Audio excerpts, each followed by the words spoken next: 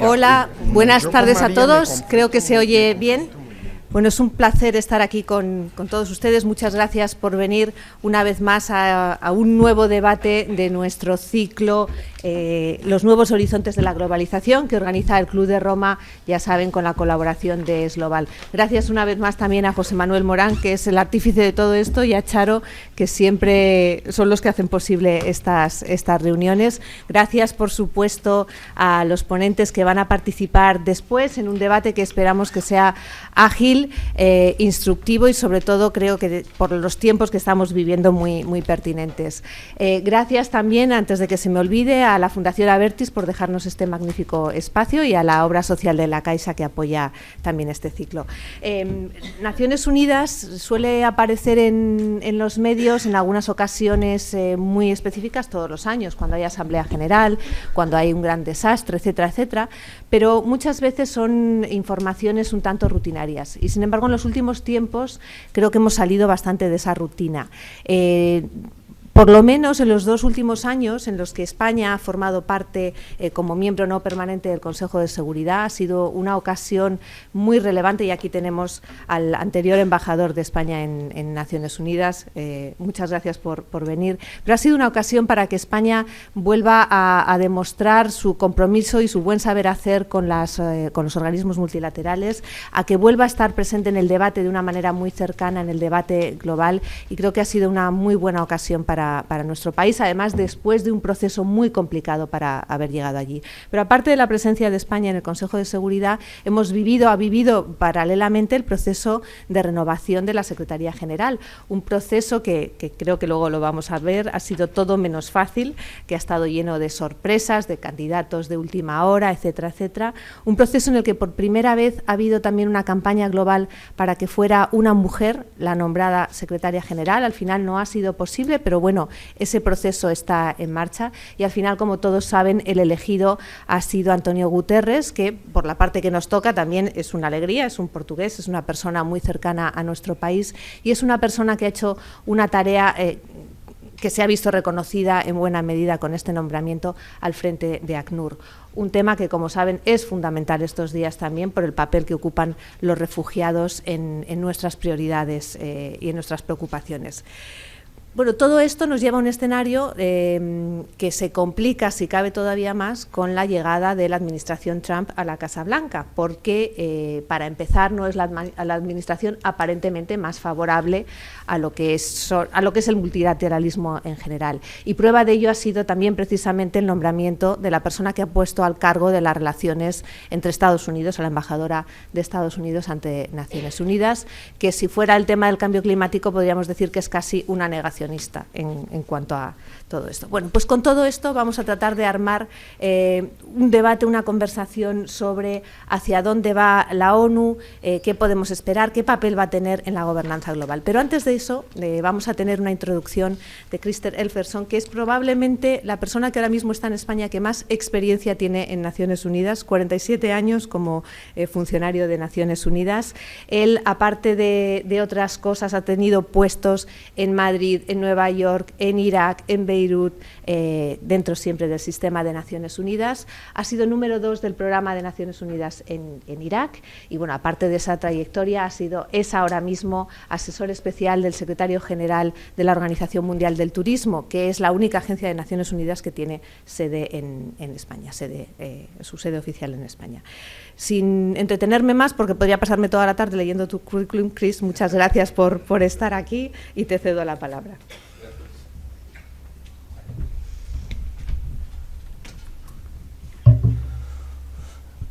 Gracias, Cristina, y gracias a todo el mundo que ha venido aquí, señoras y señores.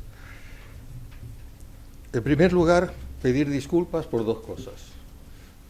Primero, que español no es mi primer idioma, ni segundo ni tercero.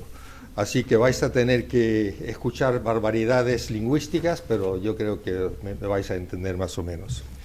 Y segundo, que he cambiado también el lema sobre el cual voy a hablar, no lo que tenéis en sus papeles, que era Naciones Unidas y sus encrucijadas de 2017. Yo, en vez, voy a preguntar, ¿necesitamos las Naciones Unidas y van a sobrevivir.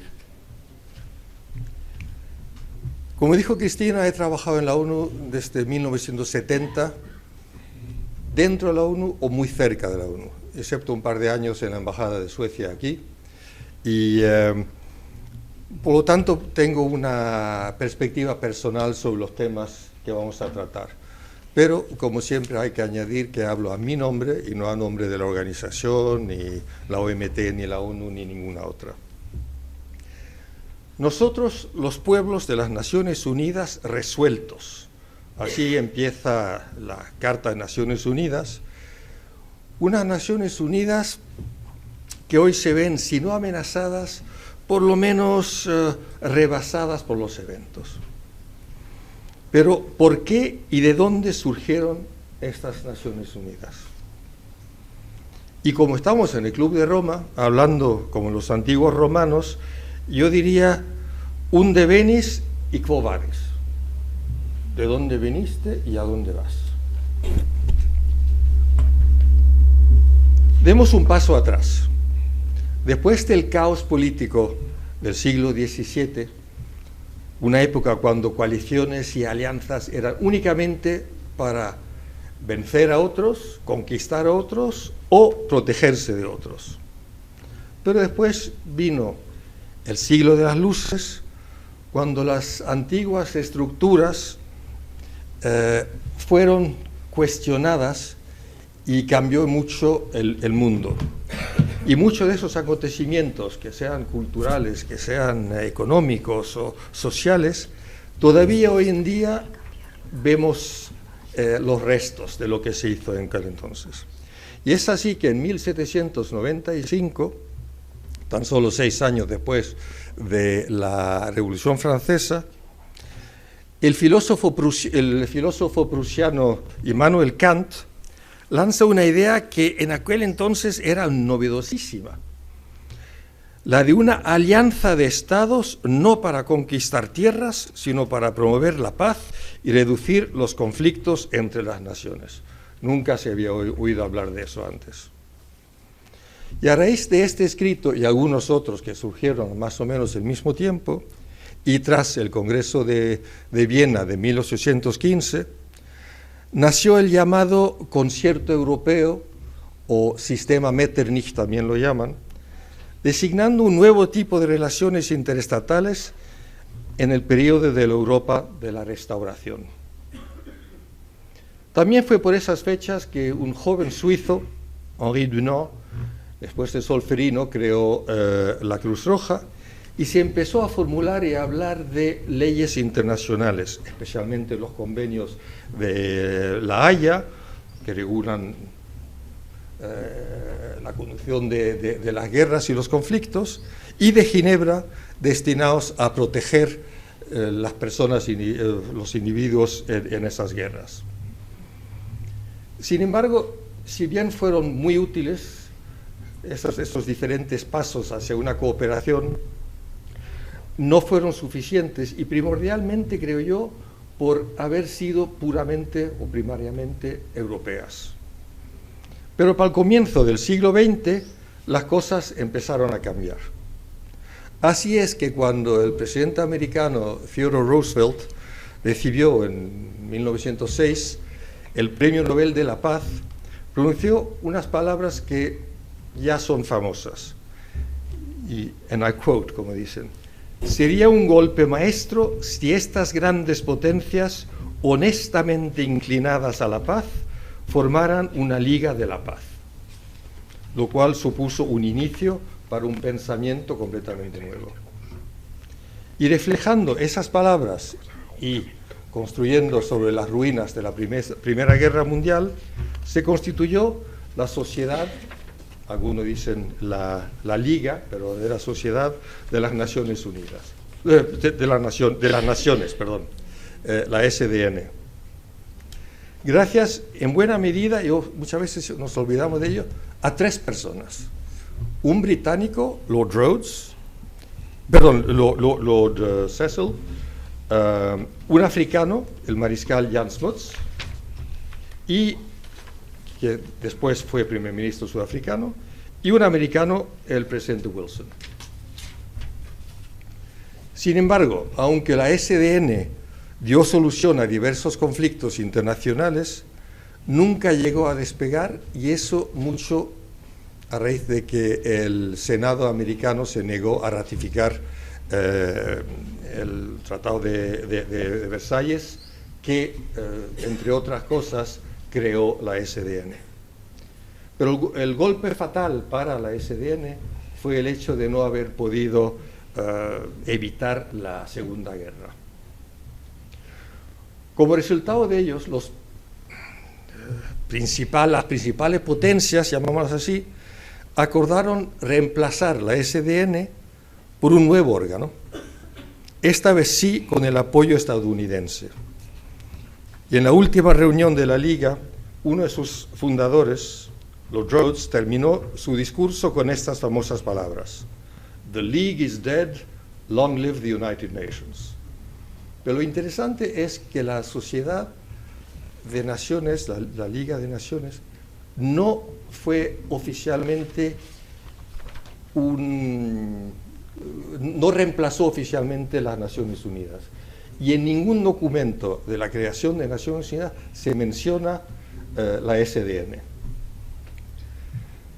Y como resultado de esto, el 24 de octubre de 45, que hoy es el Día de las Naciones Unidas, entró en vigor la Carta de las Naciones Unidas, una carta que siempre llevo conmigo, por si alguien me preguntara qué dice el artículo 50.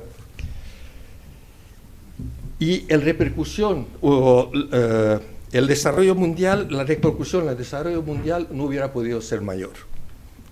Sin embargo,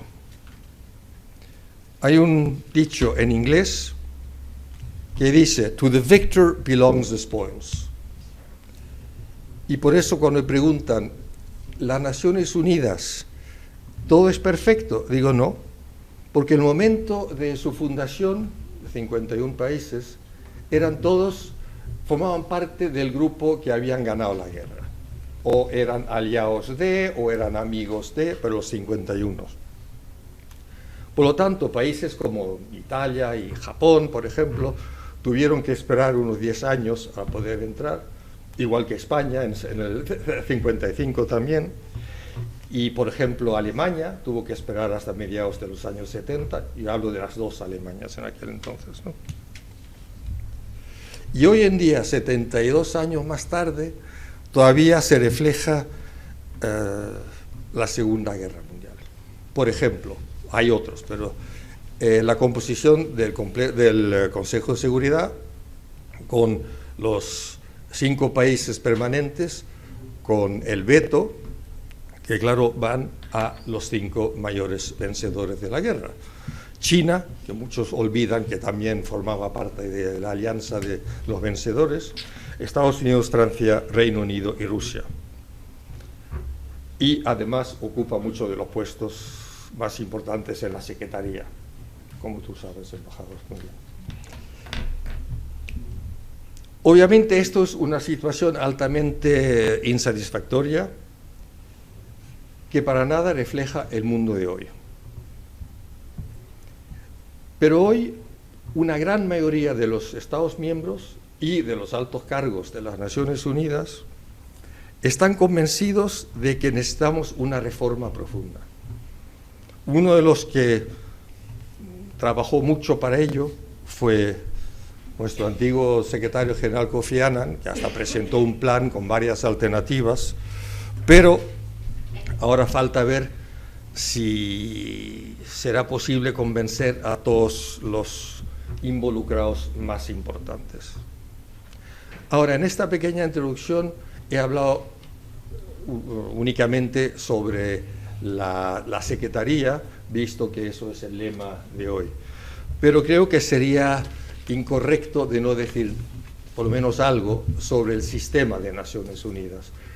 Y hoy en día tenemos más de 40 fondos, programas, organismos internacionales especializados, etcétera, dentro del sistema, con tareas de la más variada naturaleza.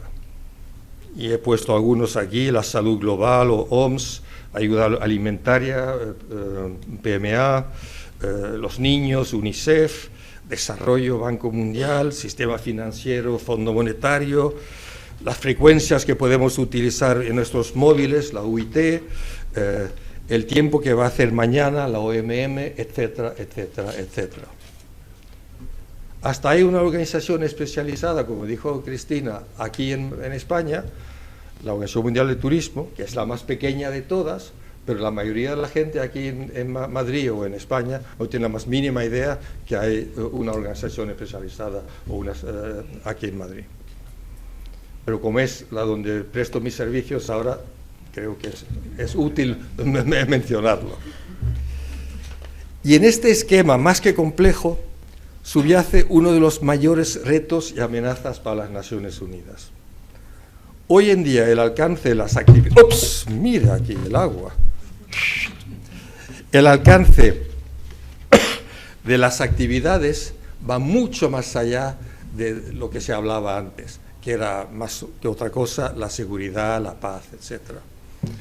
Hoy en día la gente cuando piensa en Naciones Unidas piensa en el Consejo de Seguridad, piensan en quizás las misiones de paz, mantenimiento de paz, etc. Pero ni siquiera eso está mencionado en la Carta, las misiones de mantenimiento de la paz. Así que hoy en día nos encontramos con 40 y pico organizaciones que hacen cosas que no están previstas en la Carta y que se han ido creando organizaciones un poco ad hoc, cuando creo que muchas veces algunas de esas actividades las hubiera podido hacer organizaciones que ya existen o la Secretaría misma. Porque ahora con todos estos organismos se crean áreas grises, se crean duplicaciones, se crean lagunas también, pero cambiar eso es muy difícil. Y hasta es muy difícil deshacerse de organismos que ya no tienen mucho papel. Por ejemplo, uno de los 5 órganos principales de la ONU, que es el Trusteeship Council, que no sé cómo se llama en español, que cesó su trabajo hace 20 años, pero deshacerse de él no, ahí sigue. Y muchas veces es porque algún país que otro tiene interés en particular en mantener ese organismo. Muchas veces me preguntan qué tan grandes son las Naciones Unidas. En el conjunto del sistema, todos, hoy tenemos unos 85.000 funcionarios internacionales, dividido en partes casi iguales entre la Secretaría de la ONU y los 40 organismos independientes, pero dentro del sistema. Entonces me dice la gente que 85.000 es mucho. Y yo siempre suelo decir que es la mitad de Inditex o una séptima parte de Volkswagen. Así que tan grande ya no es. Sin embargo, si el número de funcionarios es más o menos igual, en cuanto al presupuesto, hay una gran diferencia. La Secretaría tiene 2.700 millones de presupuesto, mientras que las otras organizaciones unos 23.000 millones. Que también es mucho, es algo más que Mercadona y una décima parte de Volkswagen. Y entonces, ¿por qué será? La gran diferencia es que algunos de estos organismos, por ejemplo, el programa de World Food Program, programa mundial de alimentos, tiene un presupuesto de 6.000 millones, la OMS de 4.000, etc. Así que llegamos muy rápido a esos 22. Y al otro lado, al final de todo, está la OMT aquí en Madrid con 26 millones. Solamente para daros una idea. Por último, unas palabras sobre el componente militar, porque eso también la gente me pregunta. Y es importante subrayar que los cascos azules no son funcionarios de la ONU, sino siguen perteneciendo a los ejércitos de sus propios países. Y aquí quiero añadir una cosa, por lo que cualquier medida disciplinaria tiene que ser tomada por los países, no por la ONU. Así que cuando ha habido estos casos de abusos, etcétera, en varios países, primero, de vez en cuando, no han sido tropas de Naciones Unidas, pero de miembros de Naciones Unidas, ni siquiera bajo la bandera, y en otros casos dice, ¿y qué hacéis vosotros? Pues no podemos hacer nada. Es el país que los envía que lo tiene que hacer.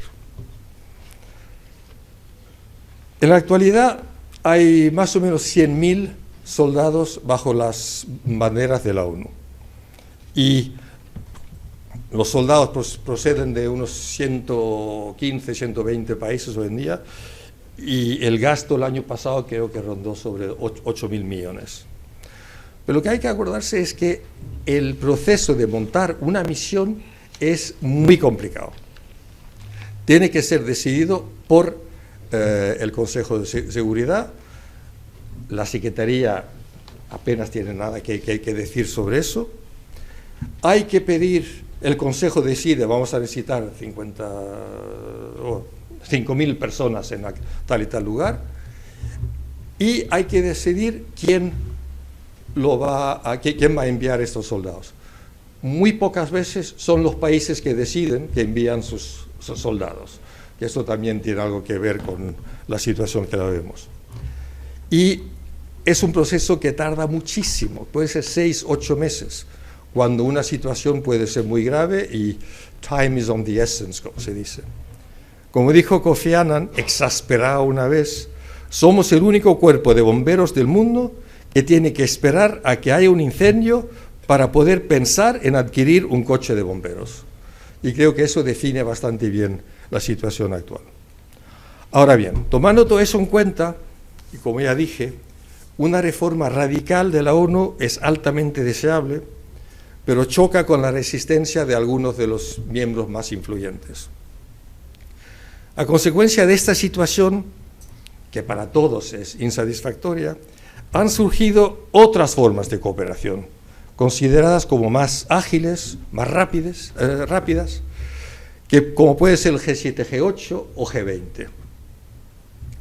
Y además, mientras no se alcanza esa reforma y ese fortalecimiento de la ONU, los Estados Unidos, especialmente ellos, se han inclinado por confiar en iniciativas unilaterales, sin el beneplácito del Consejo de Seguridad, lo que llaman coalition of the willing. Y eso obviamente causa algunos problemas, pero lo hacen para poder alcanzar sus objetivos geopolíticos de una manera más rápida. Pero claro, como no pasa con el Consejo de Seguridad, o pasa con el Consejo de Seguridad una vez que ya se ha puesto en marcha, causa problemas de tipo legal, y lo vimos, por ejemplo, en Irak. Visto todo esto, y aquí termino, la reforma de la ONU se hace aún más urgente, pero esta tendrá que empezar desde arriba, por el todopoderoso Consejo de Seguridad, para lo cual se requeriría una mayoría de 2/3 de la Asamblea General y una resolución del Consejo de Seguridad, teniendo en cuenta los vetos. Si bien creo que sería fácil obtener el apoyo necesario de la Asamblea, me cuesta imaginar que los 5 miembros permanentes del Consejo dieran el visto bueno a una resolución de este tipo anytime soon, como dicen. Así que, volviendo a mi pregunta inicial, necesitamos las Naciones Unidas y van a sobrevivir. Me limito a parafrasear a Voltaire, quien dijo que si Dieu n'existait pas, il faudrait l'inventer. Y estoy seguro que si las Naciones Unidas cesaran de existir, tendríamos que reinventarlas y que por lo tanto no pasaría mucho tiempo antes de que, como el ave fénix, unas nuevas Naciones Unidas surgieran de las cenizas. Y para ello, nosotros, los pueblos de las Naciones Unidas resueltos, tendremos que hacer que las Naciones Unidas recuperen su merecida grandeza, pero esta vez sí bajo un orden internacional más en sintonía con los tiempos en los que vivimos. E inspirándome de un político del cual se habla mucho estos días, Yo diría, let's make the United Nations great again. Muchas gracias.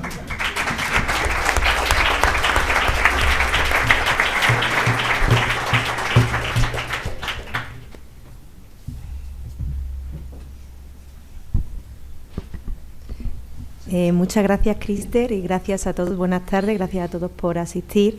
Gracias a nuestros invitados por estar aquí con nosotros. Se trata con este debate de analizar la situación actual de la ONU y si se puede adecuar a la compleja situación que estamos viviendo y también ver un poco el papel del secretario general.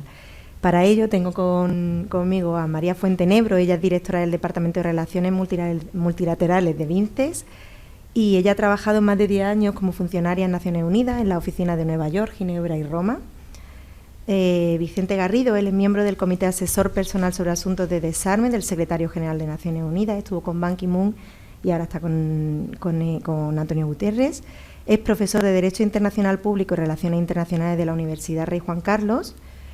Y Borislava Ioneva, que está especializada en Diplomacia y Relaciones Internacionales en la Universidad de Oxford y ha trabajado más de 10 años en el Servicio Exterior búlgaro como diplomática y asesora de Derecho Internacional. También ha estado destinada en la misión permanente de Bulgaria ante Naciones Unidas en Ginebra. Yo, sin más, me gustaría abrir el debate preguntándole a María cómo cree ella que deberían ser las Naciones Unidas del siglo XXI. Muchas gracias, Lourdes, por esta presentación. Y aprovecho en mi respuesta para también comentar algunas cosas que sí funcionan en Naciones Unidas. Es una organización con más de 70 años de historia y en sus 70 años ha evitado la explosión de muchos conflictos, ha protegido a muchos civiles y ha salvado y sigue salvando muchas vidas. Lourdes ha comentado que yo he estado en headquarters, pero mi principal trabajo con la ONU ha sido en terreno, en Guatemala, Sudán del Sur y Sudán, con las agencias más operativas de la ONU, entre otros con el Programa Mundial de Alimentos y también con el Departamento de Operaciones para el Mantenimiento de la Paz. Entonces sí que el día a día hay muchas cosas que se están haciendo y que salvan vidas y que salvan civiles. Me gustaría recalcar sobre todo una serie de ámbitos. Todo el trabajo sobre mujeres, paz y seguridad, por fin estamos en los últimos años y entre otros gracias a España, y aprovecho porque está aquí el embajador Yáñez Barnuevo, que empezó esta labor hace muchos años en Nueva York para impulsar todo el trabajo de la resolución 1325 y poner por fin a las mujeres y los intereses de las mujeres sobre la mesa, porque solo cuando las mujeres están involucradas en la negociación y definición de un acuerdo de paz, ese acuerdo de paz va a ser sostenible y va a funcionar, porque las mujeres están pensando en el medio y el largo plazo y el futuro de ese país, y los hombres a veces están más centrados en el desarme, en entregar las armas, en firmar una tregua. Eso por un lado. Por otro lado, todo lo que es diplomacia preventiva. Hay un departamento de asuntos políticos con una división bastante nueva que creó Kofi Annan sobre mediación y no nos enteramos muchas veces del trabajo que se hace porque es por supuesto confidencial, pero están cada día con expertos constitucionales en género, en construcción de la paz, en power sharing, en wealth sharing, yendo en 24 horas allí donde haga falta para apoyar a enviados especiales sobre el terreno en la negociación para prevenir que un conflicto concreto estalle. Este trabajo también es muy importante y, por supuesto, aparte de la importancia de las negociaciones políticas, cuando éstas se frustran, como estamos viendo hoy en día en conflictos que ya se prolongan tanto como Yemen, Sudán del Sur, Siria, Afganistán, República Democrática del Congo, República Centroafricana o Mali, la importancia que tiene OCHA, la Oficina de Coordinación Humanitaria de Naciones Unidas, junto con las agencias que trabajan bajo su paraguas, que son UNICEF, el ACNUR, el Programa Mundial de Alimentos y, por supuesto, todo el sistema humanitario, compuesto también por las ONGs, en estar allí en la primera línea, arriesgando todo para llevar ayuda humanitaria a los que más lo necesitan, muchas veces en situaciones de inseguridad muy delicadas y negociando acceso en primera línea en contextos donde puede haber grupos terroristas. Lo dejo ahí de momento, Lourdes. Ya se ha puesto antes sobre la mesa el tema del Consejo de Seguridad, que no refleja la estructura de poder actual global que tenemos. Ya ha mencionado Christer también el hecho de reformarlo, pero si no se hiciera, podría perder legitimidad frente a otro foro de decisión económica y política. Vicente. Muchas gracias. Me permiten los 5 primeros segundos para agradecer la invitación. Capítulo español del Club de Roma es global, a la Fundación Abertis por la invitación, y es un placer encontrarme aquí también acompañado esta tarde. Bueno, pues Consejo de Seguridad es siempre el tema que suele estar en los medios de comunicación. Cuando se ataca a Naciones Unidas se dice, es que tenemos un Consejo de Seguridad totalmente inefectivo, fruto de una situación y unos equilibrios de poder que no se corresponden a lo que es la realidad. Bueno, todo cierto. ¿Se puede reformar el Consejo? Sí, sin eliminar el derecho de veto. Entonces, cuando hablamos del Consejo, si partimos de fórmulas de compromiso, tenemos propuestas de reforma del Consejo de Seguridad antiquísimas. Tenemos quizá las más conocidas del año 93-94 y hasta unas más novedosas del año 2009, las de Unidos por el Consenso. A nivel diplomático lo conocerán muchos con el Coffee Club, que es la más conocida. Y todas pasan porque es necesario asumir que el derecho de veto no va a desaparecer. Lo contrario sería una utopía. ¿Qué hacer con el Consejo? Pues limitar la utilización del veto, pues sería un éxito. Por ejemplo, que no se pudieran vetar en cuestiones tan graves como crímenes contra la humanidad.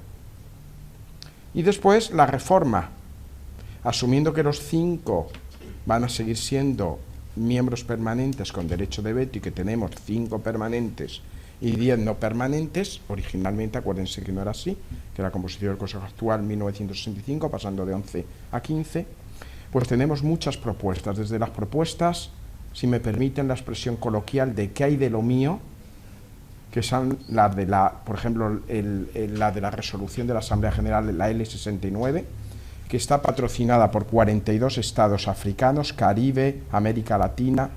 Hay una cosa que es cierta.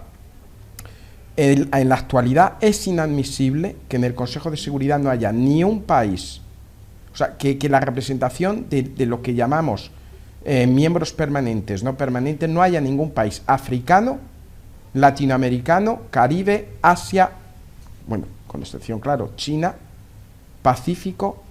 Entonces, tenemos propuestas desde vamos a entrar nosotros y a sumar. Vamos a crear una situación de permanente o semipermanente. La cifra mágica es 25. Parece que es una fórmula. Hay que aceptar a 10 nuevos estados. Y la fórmula que les decía, esta del Coffee Club o el Unidos por el Consenso, United for Consensus, que data de una resolución del año 2009, que si no la apunto se me olvida, la 557, del 62 periodo de sesiones, pues dice, no vamos a decir quién es, vamos a promover un sistema de representación regional y que la decisión dentro de cada grupo regional, que sean ellos los que decidan quién y cuánto tiempo. Y así la Unión Europea, y entre ellos España e Italia, llevan abogando muchos años por esa tesis.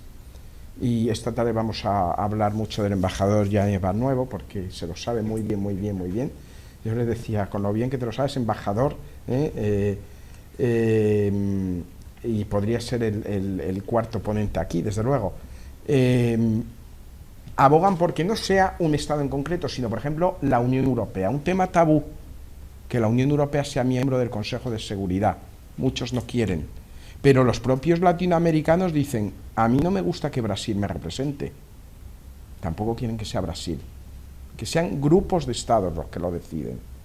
Es un tema apasionante, limitar derecho de veto, quiénes, grupos, pero como me han pedido concreción, yo para un primer flash lo dejaría aquí. Sí, han mencionado Brasil y creo que Borislava sí que podría apuntar los países que podrían empujar o influir para cambiar ese Consejo de Seguridad. Gracias, Lourdes. Yo primero también voy a seguir agradeciendo a ESGlobal, a Cristina, al Club de Roma, a la Fundación Abertis, la Caixa Forum y todos los que han invitado y están aquí a escucharnos. Y luego quería mencionar algo que quizás será fuera de de la línea de la idea que hay que reformar el Consejo de Seguridad, pero cuando hablamos de seguridad a veces hablamos de lo que es el power sharing, como dicen, y power brokering. Si hablamos de los países que tienen de verdad hoy en día un poder militar en el mundo, y miramos cuáles son los miembros del Consejo de Seguridad, el poder militar del mundo hoy en día, los ejércitos más fuertes del mundo, los 5 ejércitos más fuertes del mundo, entre ellos 4 son miembros del Consejo de Seguridad. El único que hoy en día tiene, digamos, cierta fuerza y está fuera es India. Y luego, entre los 10 más fuertes, entonces encontramos Brasil, también encontramos Japón, encontramos Corea del Sur, pero también encontramos Turquía. Así que hay que pensarlo muy bien cuando hablamos de poder militar de ciertos países que pueden entrar en ciertas fórmulas del Consejo de Seguridad. Y también cuando hablamos de poder militar hay que hacer una diferencia entre poder tecnológico, posibilidades y capacidad tecnológica de ciertos países y capacidad de ofrecer tropas a infantería y humanos que pueden apoyar esta capacidad de desplazamiento. Aquí quizás hay que mencionar algo también en la línea de Chris, que como español no es mi lengua materna, de vez en cuando vais a oír alguna barbaridad, pero siguiendo con la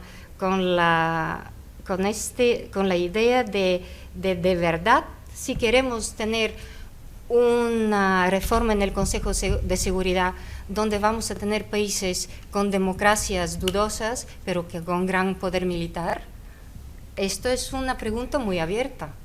Y cuando se habla de la reforma del Consejo de Seguridad, no hablamos y no pensamos solo en Alemania, pero pensamos en países que de verdad a lo largo del tiempo no han demostrado su capacidad de constancia de apoyar y aportar estabilidad en el pase del mundo. María, tú que has estado más de 10 años trabajando para la ONU, ¿cuáles crees que son los grandes escollos internos que tiene la organización? El primero, por supuesto, es la burocracia. En el caso del secretariado, el secretariado es ese edificio rectangular de Nueva York que sale en las noticias, y luego además hay todos los fondos y programas que ha comenzado Chris. Pues se puede tardar hasta 250 días en contratar a una persona cuando es urgente.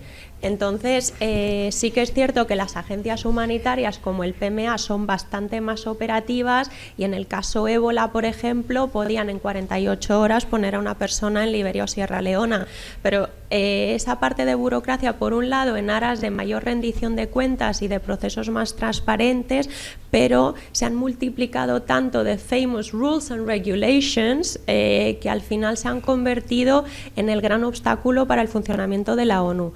Luego, por supuesto, ha habido siempre alguna serie de personas, departamentos, y ha habido casos de corrupción, como en todas las organizaciones, que quizás no se ha limpiado con la transparencia a nivel mediático que se debería.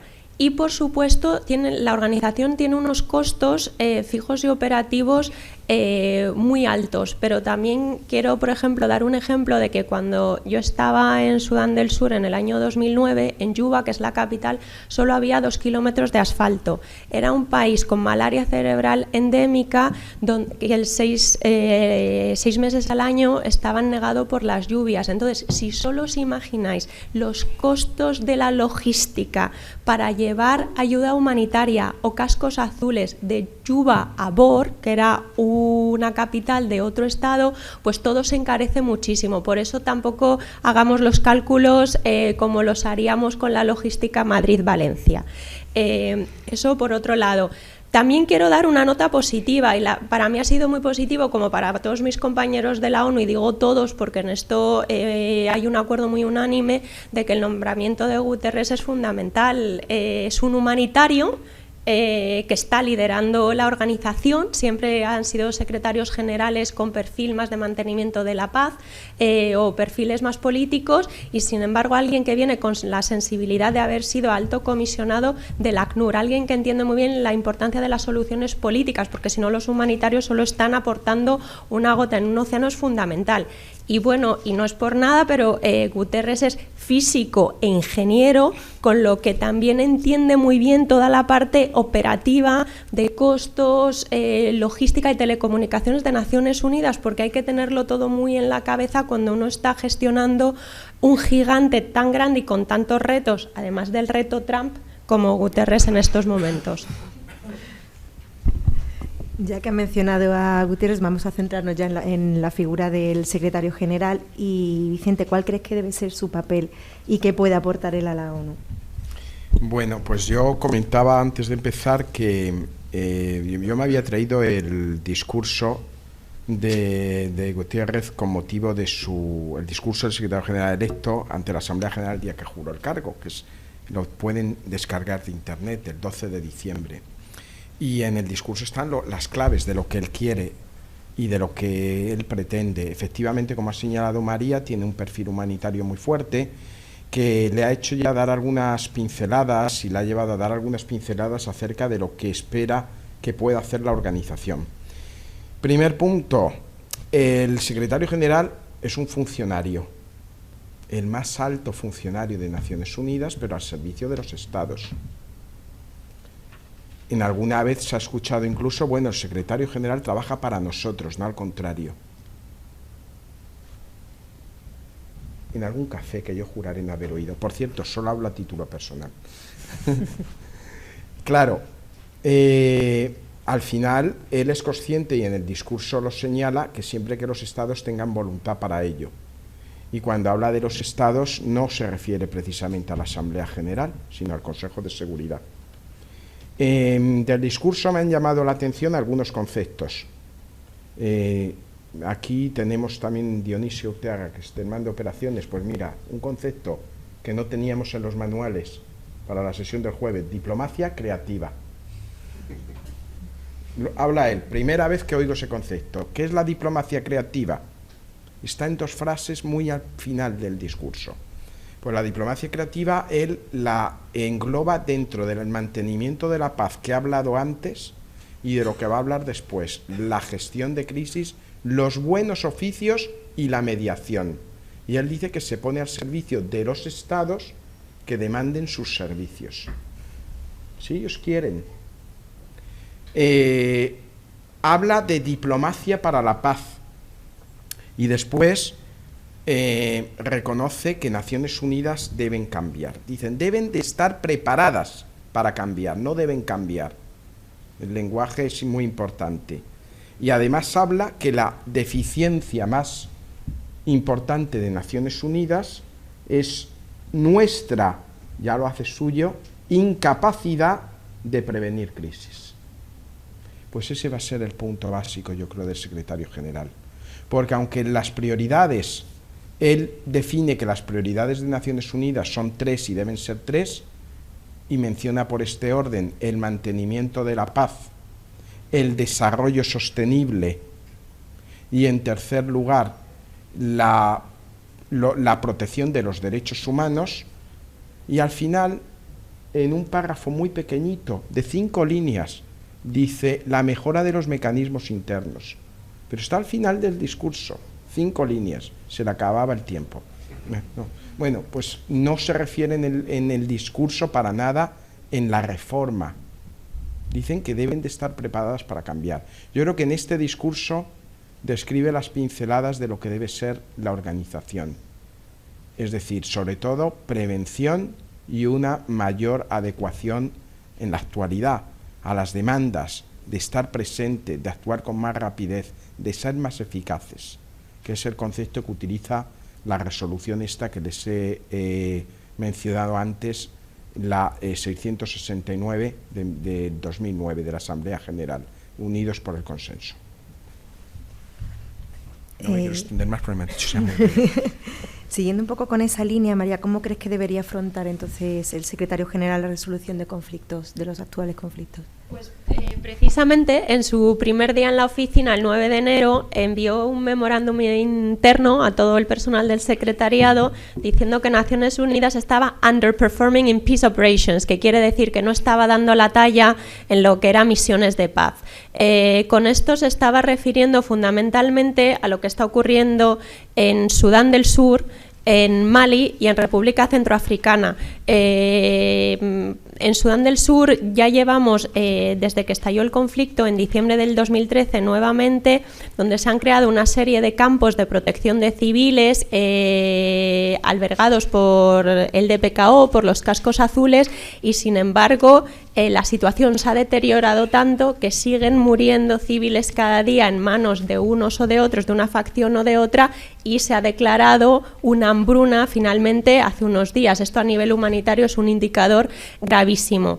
En Mali, Mali se ha convertido MINUSMA, la misión de paz que hay allí, en la misión de paz con más bajas de Naciones Unidas el año pasado, y en República Centroafricana parece ser que Naciones Unidas no logra frenar lo que tiene todos los visos de convertirse en un genocidio. Entonces, para Guterres, y en esto influye también muchísimo su perfil humanitario, le preocupa muchísimo que las 4 ramas más operativas de Naciones Unidas, que son la gestión política de una crisis, el enviar cascos azules en el caso que se haga necesario para frenar la escalada de un conflicto o establecer la paz, la parte de desarrollo, como ha comentado antes Vicente, que ya tiene el formato de los Objetivos de Desarrollo Sostenible, que se han quedado un pelín demasiado abstractos y vagos, y la parte humanitaria, toda confluya en terreno, y que no sigamos trabajando en silos,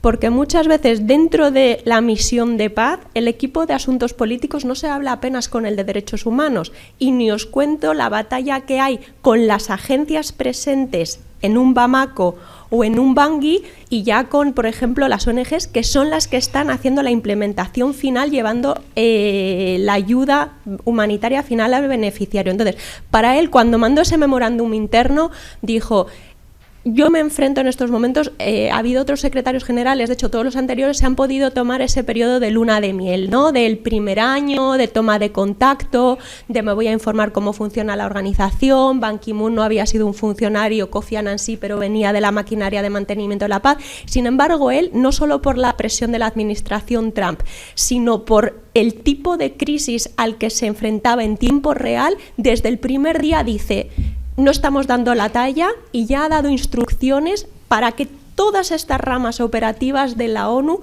trabajen en tiempo real, de manera coordinada, en primera línea en terreno. Vicente, ¿cuál crees tú que podría ser su papel para evitar enfrentamientos entre los estados más poderosos, entre que algunos incluso actúan a través de estados más débiles? Bueno, a ver, sin mencionar la cuestión del conflicto en Siria y otros conflictos. Bueno, Naciones Unidas ha dado la impresión en los últimos años que, bueno, la incapacidad de actuar debido a que haya conflictos que no se hayan podido evitar, que no se haya podido ir más lejos. María mencionaba el caso de Sudán del Sur. Estuve contando ayer las resoluciones, de las 77 resoluciones adoptadas el año pasado, 7 se han referido a Sudán del Sur. Han sido el caso más numeroso. En otros casos, pues volvemos a decir, ¿qué puede hacer un secretario general para evitar que algunos estados pues no deseen en algunos casos apoyar un alto de hostilidades en Alepo?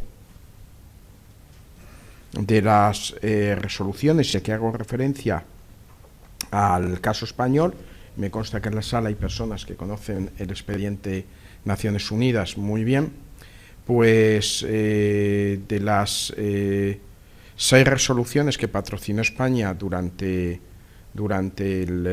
su pertenencia en concreto al Consejo de Seguridad, en concreto el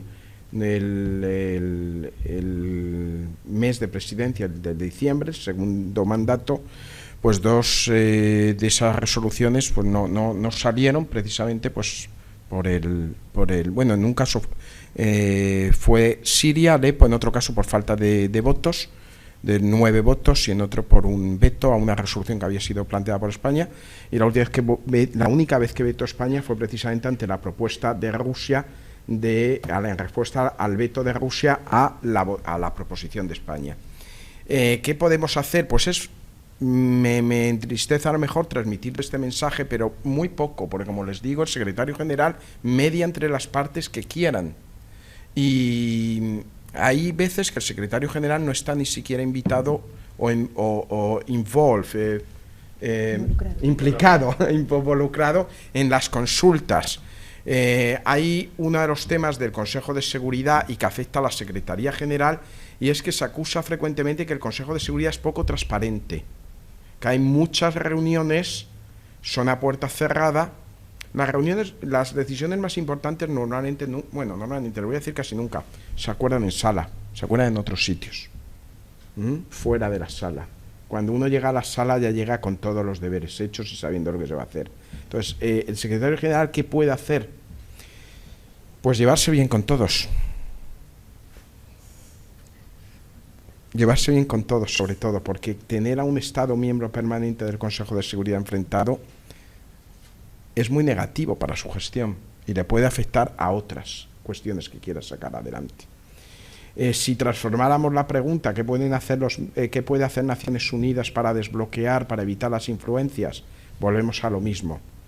El veto, que fue una cosa que se vio muy positiva al término de la Segunda Guerra Mundial, con como 5 estados que evitaran un conflicto a nivel mundial, y sobre todo para solucionar aquellos desvíos o aquellos problemas que tenía en sí el sistema de la League of Nations, de la Sociedad de Naciones, el Pacto Bryan-Kellogg y otras muchas cosas, pues con el tiempo funcionó 5 años bien prácticamente, hasta 1950, con la resolución 177, la Unión Pro Paz, que da lugar a la guerra de Corea.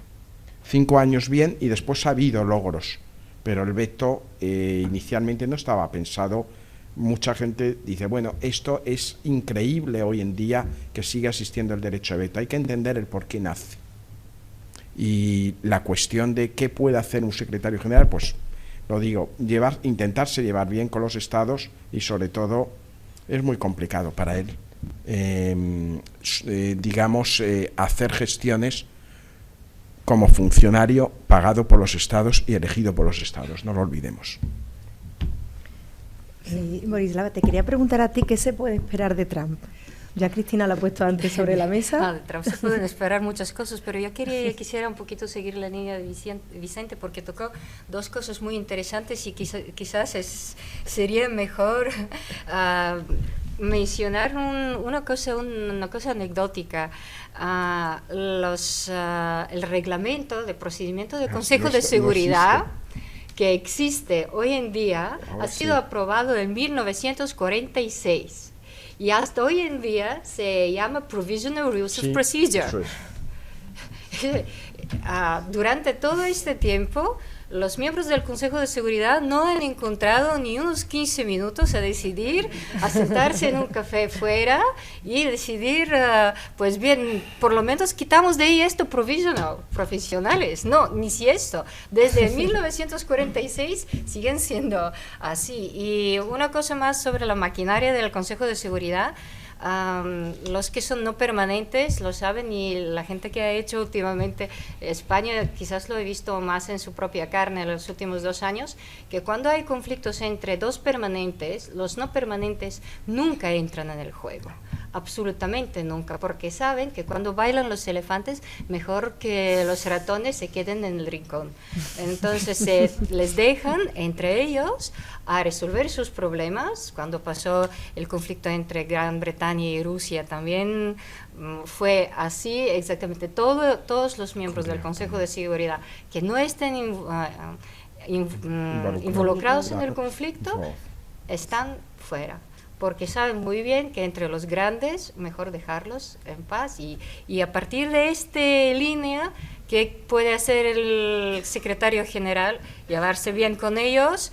Sí, porque un día o el otro no solo puede seguir tener un conflicto, pero uno de estos países puede dejarle una situación muy, muy difícil para que él no pueda ni siquiera hacer su trabajo, no bien, hacer su trabajo en sí.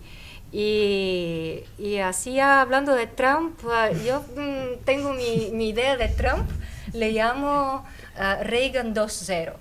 ¿Por qué? Porque Trump vino al poder apoyado por una fundación bastante conocida que es The Heritage Foundation, que es el círculo muy conservador en los Estados Unidos, que impulsó la política de Reagan, que impulsó este cambio en la estructura geopolítica del mundo y que hoy en día ya seguimos. Yo creo que el hecho que yo ahora estoy hablando aquí es igual un resultado de la política de Reagan y lo que se hizo entonces con el desmantelamiento del bloque del Este. ¿Qué pretende hoy hacer Trump? Hay que ver, porque si va a tener una continuación de esta política, si va a tener unos intereses de desmantelar otro bloque. ¿Qué bloque? ¿Cuál será la política a partir de hoy? Porque una cosa es como Trump, cómo él aborda las cuestiones de seguridad, de paz, de migración en público, y otra cosa es cómo se lleva en privado con la fundación, con los círculos que le apoyan, con la gente que le da, digamos, un empuje intelectual, porque igual que Reagan, su preparación política a mí, no quiero decir cosas muy fuertes, pero no me parece muy brillante en temas de preparación, ni siquiera geografía, pero ya esto es muy americano. Pues yo creo que con esto tendremos tiempos interesantes en términos chinos, diría. Me dejas, Lourdes, sin querer sobrepasar el tiempo, continuar con la anécdota de Borislava. Miren, tenemos todavía provisional rules porque Rusia no ha perdonado que se adoptara la resolución de intervención en Corea del Norte en ausencia de un miembro permanente del Consejo. Cuando se iba a adoptar el definitivo, Rusia defendió entonces la URSS que no se podía adoptar una resolución que implicara la intervención de Naciones Unidas en nombre del Consejo si un Estado estaba ausente. Se ausentó, desde entonces nadie se ha ausentado.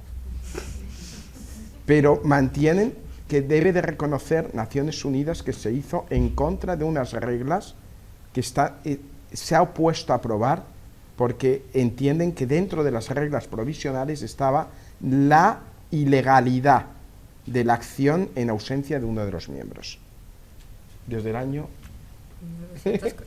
Eso es. Es decir, mantenemos algo todavía ahí. Va a ser siempre provisional, a no ser que haya un cambio radical. Y digan, vale, aceptamos pulpo como animal de compañía. Aceptamos que se puede hacer, pero ellos no aceptaron. Decían que era ilegal desde el principio, contra el derecho internacional y contra el procedimiento, las reglas provisionales. Les aconsejo un libro maravilloso de una investigación, tesis doctoral de los años 80 que hizo un profesor que ahora está en Cambridge, que se llama John Bayliss, The Procedure of the Security Council, United Nations Security Council Rules, o sea, The Rules of the Procedure, algo así, publicado en los años 80. Es de los pocos libros dedicados a estudiar el Consejo de Seguridad desde sus inicios con todas las resoluciones. Muy bien. María, creo que quería apuntar algo al tema de Trump. Sí, a propósito de Trump, enero nos ha recordado un poco también lo que fue Bolton como embajador de Estados Unidos ante Naciones Unidas hace ya unos 12 años, ¿no? Con esa actitud de o la ONU está con nosotros, con Estados Unidos, o está contra nosotros. Trump, de hecho, ha sido hasta más agresivo, amenazando a finales de enero con recortar el 40% de la financiación humanitaria, pero Nikki Haley, que es la embajadora y la sucesora de Samantha Power, por cierto, Samantha, una de las embajadoras más potentes ante la ONU que ha tenido Estados Unidos, muy involucrada con los conflictos en África, pues yo creo que en un mes de enero de cafés con los miembros permanentes del Consejo de Seguridad y con los no permanentes, se ha dado cuenta de que una actitud unilateral quizás iba contra los propios intereses de Estados Unidos, que en la actualidad están muy relacionados con la lucha contra el terrorismo.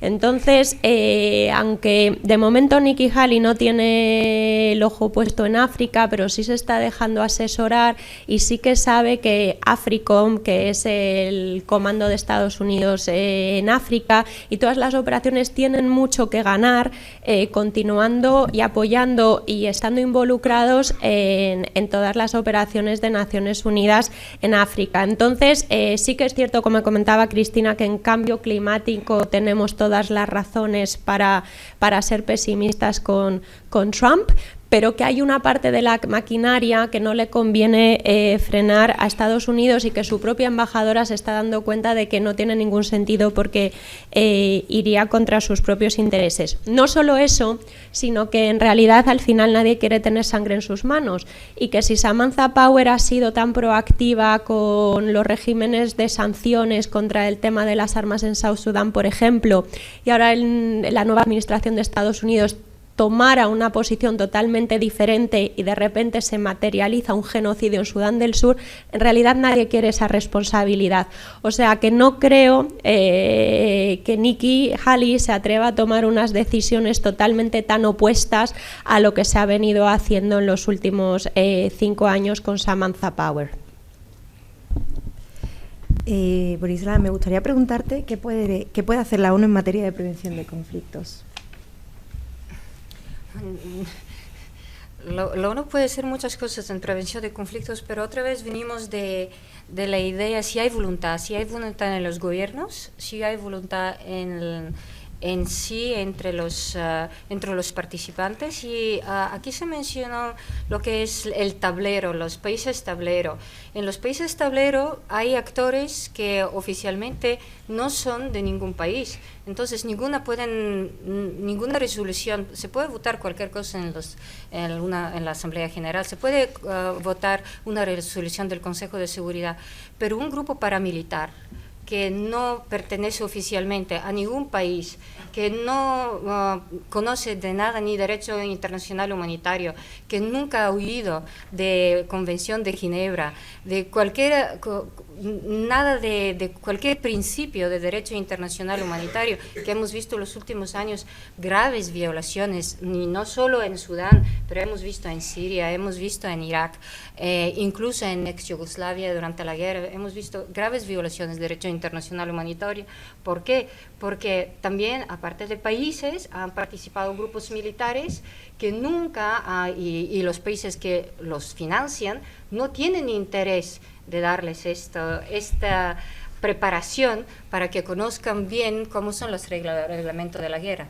Lo que se puede hacer en prevención de conflictos, pues intentar que los intereses cruzados no lleguen al nivel, digamos, de un conflicto armado, sino intentar mediar y negociar en el principio, porque desde mi punto de vista, cuando yo estuve en el Golfo, se sabía que empezaba el conflicto en Siria y se podía prevenir, pero no había voluntad política, porque había muchísimo interés entre varios países, y no estoy hablando solo de de los miembros del Consejo de Seguridad permanentes, pero había mucho interés económico en tener la guerra en Siria, y en un momento esta voluntad empezó como diluirse, y fue muy muy difícil, no solo para las Naciones Unidas, incluso para actores que funcionan como se llama el third track diplomacy, de poder evitar el conflicto en Siria, porque los intereses cruzados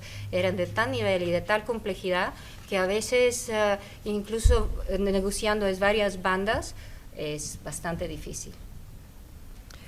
Y en materia de paz y seguridad tiene varios retos, entre ellos está el acceso seguro humanitario o la reintegración de excombatientes, y María creo que aquí puede aportar bastante. Bueno, sobre retos de seguridad en primera línea, sí que me gustaría mencionar, porque lo que es el reto de llegar al beneficiario, ¿no? En contextos donde las trabas burocráticas, logísticas o de inseguridad lo hacen muy, muy complicado. Además de que cada parte de Naciones Unidas que he mencionado, es decir, el Programa Mundial de Alimentos tiene un apetito de riesgo muy diferente a lo que pueden tener los cascos azules. Y además todos ellos en terreno son dependientes de las decisiones que toma el Departamento de Seguridad de Naciones Unidas, sin cuyos permisos, los llamados security clearances, no puedes operar de manera legal. Entonces, esto muchas veces restringe el movimiento de los humanitarios hacia primera línea. Por eso esa crítica, ¿verdad?, que recibe continuamente la ONU de ¿pero por qué no estáis llegando allí? ¿Qué está pasando? Bueno, pues es un poco balancear la seguridad del personal de Naciones Unidas con todo este tipo de retos. Además, cuando hablamos de seguridad en Naciones Unidas, nos estamos refiriendo también a todos los procesos que hay relacionados con reforma del sector de la seguridad. Estamos hablando de que haya prisiones dignas, de que se pueda visitar a prisioneros, de que se pueda hacer entrevistas a mujeres que a lo mejor están en una prisión de Bor porque se ha negado a casarse como cuarta mujer de un viejito de su tribu con 15 años. O sea, cuando hablamos de seguridad incluye también todo este tipo de trabajo que agencias como el PNUD realizan cada día en primera línea. El PNUD es el Programa de Naciones Unidas para el Desarrollo, que es la que está liderando este tipo de trabajo y de programas de transición entre lo humanitario y el desarrollo. Y como comentaba Lourdes, un componente muy importante de esta parte de la seguridad son los programas de desarme, desmovilización y reintegración de excombatientes que se han realizado ya en países como Liberia, Costa de Marfil, República Democrática del Congo, Sudán, Sudán del Sur, Somalia, y que cada vez enfrentan más retos porque supone que a personas que han combatido en un lado u otro lado tengan derecho a un paquete de reintegración socioeconómica para que después de a lo mejor 20 años, lo que se dice en la ONU, in the bush, luchando, puedan reincorporarse y reintegrarse a la sociedad con una vida y un trabajo dignos. Esto supone muchos retos, entre otros que estamos hablando de contextos muy extremos, con niveles de pobreza muy altos, a veces lugares muy remotos, donde las mismas comunidades dicen ¿por qué recibe un premio la persona que ha estado a lo mejor matando del otro lado, sobre todo en el caso de un conflicto civil, y el resto de la comunidad sigue un poco a la espera? Quería mencionar que el último reto, los programas de DDR, desarme, desmovilización y reintegración de excombatientes, es en países como Somalia o Mali, porque cuando se hacen las master lists de quién tiene derecho a este tipo de paquetes, que tienen un presupuesto de unos $1.500 por excombatiente, la parte de formación y de reintegración económica, a veces estamos diciendo que vamos a reintegrar también a exterroristas, y esto es muy complicado a nivel jurídico, a nivel operativo y a nivel de seguridad. Entonces, bueno, que a veces que cuando pensamos, ¿verdad?, en la parte más burocrática y política de la ONU, pero que también pensemos los retos de estar en primera línea cuando tienes que elaborar un master list de quién tiene derecho a este tipo de paquete y no, y por qué no, y quién te puede demostrar que ha estado en una guerra y que ha matado y quién no, porque al final el día a día de la ONU en terreno en este tipo de programas, yo trabajé en esto en Sudán, en el estado del Nilo Azul, pues suponía este tipo de decisiones que son muy delicadas y de mucha negociación con las comunidades. ¿Y el reto en desarme y en control de armamentos? Vicente. La Secretaría, y en especial el secretario general precedente, el señor Ban Ki-moon, elaboró un documento con las prioridades a medio plazo de cara al desarme, comenzando el primero de ellos por la prohibición de las armas nucleares. Es un tema ahora que está sobre la mesa. 13, 24 y 25 de marzo tiene lugar en la Asamblea General la primera reunión en Nueva York, la primera reunión preparatoria de lo que se llama, de un grupo muy numeroso de más de 140 estados que abogan por un tratado de prohibición total de las armas nucleares. en el que en el ámbito a nivel de Secretaría General y del Secretario General precedente, pues hay una apuesta muy grande, la prohibición de las armas nucleares por sus efectos humanitarios, asumiendo el hecho de que fuera, más allá del papel disuasorio que éstas puedan tener, la mera posibilidad de que haya un accidente o un lanzamiento accidental es totalmente inasumible hoy en día para la humanidad. Ese debate va a estar encima de la mesa en los próximos años. Tenemos la primera reunión 24-25 de marzo y coincide con la conferencia de revisión del tratado, el PrEPCOM, el Comité Preparatorio del Tratado de No Proliferación, de la conferencia de revisión del Tratado de No Proliferación de Armas Nucleares. Sé que es como un trabalenguas. El TNP se revisa cada 5 años y el TNP es el único tratado de no proliferación, pero centrado en la actualidad en lo que se considera un desequilibrio, y es que legitima las armas nucleares en manos de aquellos estados que ya eran nucleares cuando se abre a la firma el tratado, es decir, el 1 de enero de 1968, y les dice, un artículo 6, dice que esos estados deberán llegar a un acuerdo de buena fe para la cesación de la carrera de armamentos en fecha cercana. Esa fecha cercana y la desilusión que tienen muchos estados, grupo de países no alineados, no son pocos, ya son 142, han hecho llevar a que ahora encima de la mesa uno de los temas prioritarios para el secretario general, para la Secretaría General, porque tuvimos la reunión del comité a finales de enero en Ginebra en esta ocasión, siempre cambiamos entre Ginebra, Viena y Nueva York, sea precisamente garantizar un equilibrio en las obligaciones entre los que tienen y los que no tienen. Y esa idea de el TNP como piedra angular de la no proliferación, salvar el TNP y evitar que el TNP muera por una cuestión de inactividad. La primera prioridad sería si es compatible el desarme nuclear en el ámbito del TNP, con ese artículo de fecha cercana. Ya ha llegado la fecha cercana, nos decía el anterior secretario general. Y la segunda cuestión clave durante estos 4 últimos años es la situación en Oriente Medio, donde solamente existe un estado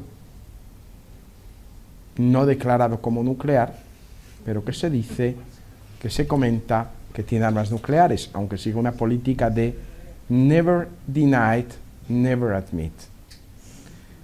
Esa situación, si cabe, es más para la Secretaría General, y hablo para la Secretaría General, pero no en nombre de la Secretaría General. Es muy importante porque es diferente la posición a la del Consejo de Seguridad. Muy diferente.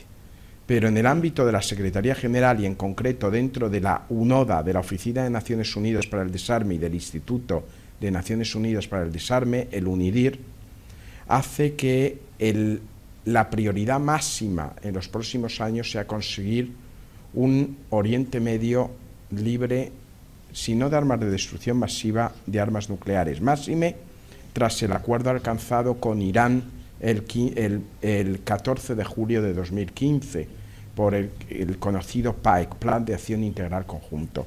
Le digo, estos son prioridades en estos momentos para la Secretaría. Hay otros también. Se está trabajando en temas como el impacto que puede tener el desarrollo de nuevas tecnologías en una proliferación de armamentos. También se habla de el impacto, hay un estudio en marcha sobre los drones. Pero más que sobre los drones, sobre algo que no existe, aunque en la prensa exista y aunque los académicos existan. Ahora no soy académico, ahora les hablo como no.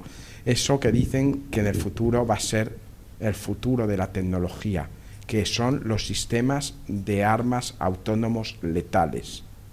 ¿Existe el arma totalmente autónoma? Bueno, pues se está trabajando en la Secretaría en ese ámbito, el impacto que puede tener y el salto tecnológico que puede tener, el impacto que puede tener para la proliferación de armamentos convencionales y otro tipo de armamentos aplicados a esas tecnologías. Los sistemas, hay un estudio en marcha sobre los sistemas de armas autónomos letales. Y hay muchas cosas más, pero mejor.